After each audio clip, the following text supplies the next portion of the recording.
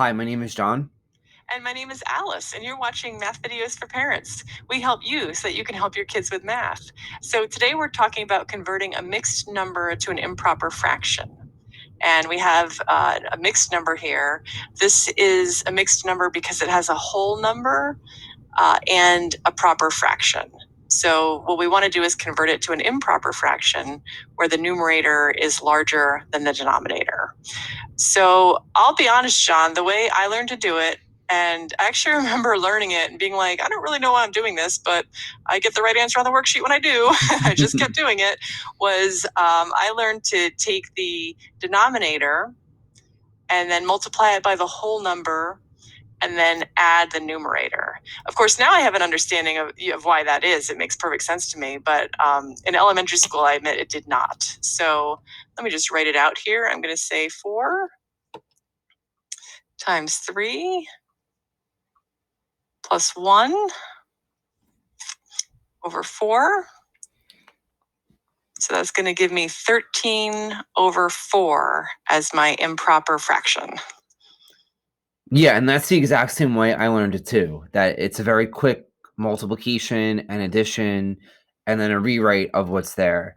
And yes, it's quick, it's efficient, and once students understand why, it's a great way to do the problem. For them to really understand why it works, though, one idea that you could use to show students why the answer is 13 over 4 is to take the 3 and rewrite it or decompose it, whatever word you want to use, as a sum of 1/4. How many 1/4 fit inside of 3?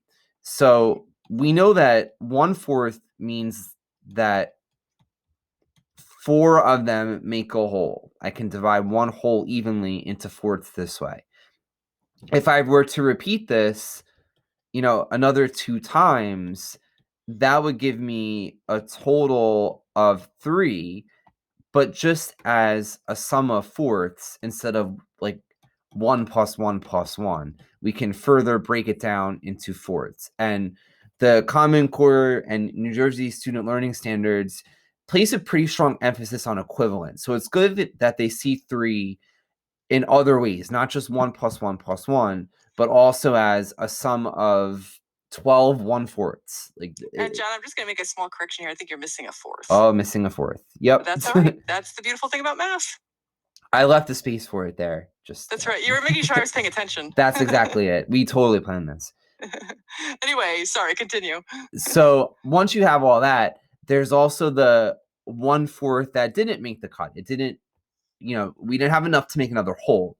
So we have this extra 1/4 here at the end. So if we look at what's in front of us now, we have 4, 8, 12 1/4 and this loose one over here. So we have a total of 13 1/4, which is what we know as 13/4.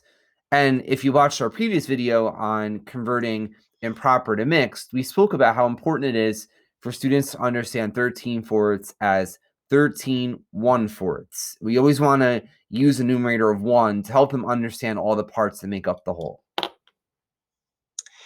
So here's a question for you, John. What would be the best way for them to kind of reason through this if it's this works quite well for like 3 1/4, but what if it was a number that was so large it wasn't realistic to write out all the parts? Right. I think that's where we can resort to multiplying like you showed. I think for the first couple of examples, it's important to decompose and think about what's making it up.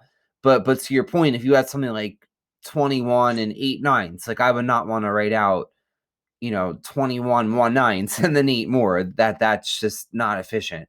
So I think in the beginning, just breaking it down is a good idea. But as you understand the root of the idea, then you can move to faster ways, like recognizing very quickly that I'm going to have 12 1/4. That's that step that you took there. Like you just did 12, but I don't think not you personally, but I don't think someone doing that would understand what they're really doing is they're calling up 12 1/4 and then adding one more in at the end. That's perfect. And that brings up another good kind of approach to math is if we were doing a larger number and someone was a little uncertain, they could always do an easier problem and make sure they have it down and then use that knowledge for the more difficult problem. Correct. Yep.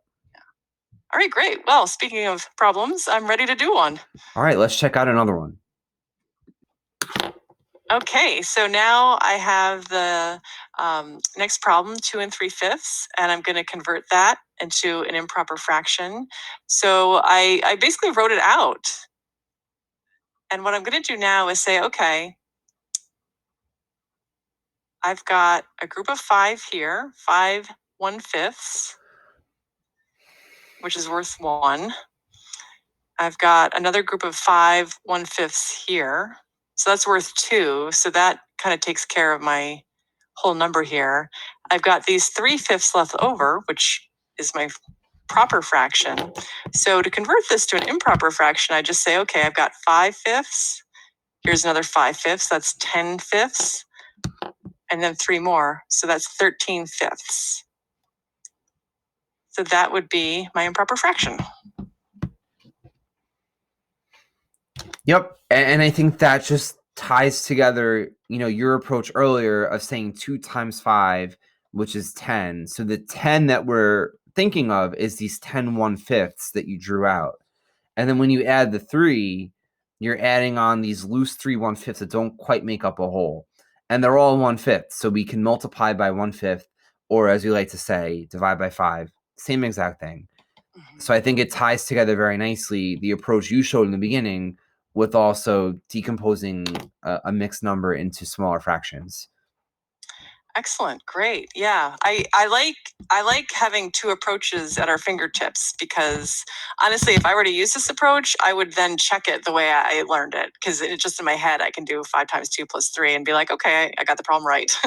So I feel like it helps people make sure that it helps them self-correct, and it gives a better understanding to be able to do it both ways. For sure. Wonderful. Excellent. Well, thank you very much. So to our viewers, if you have any requests for math problems, please let us know. We absolutely love to hear from you. We're Math Videos for Parents. Please subscribe to our YouTube channel, and we also have a Facebook page. Thanks so much. Thank you.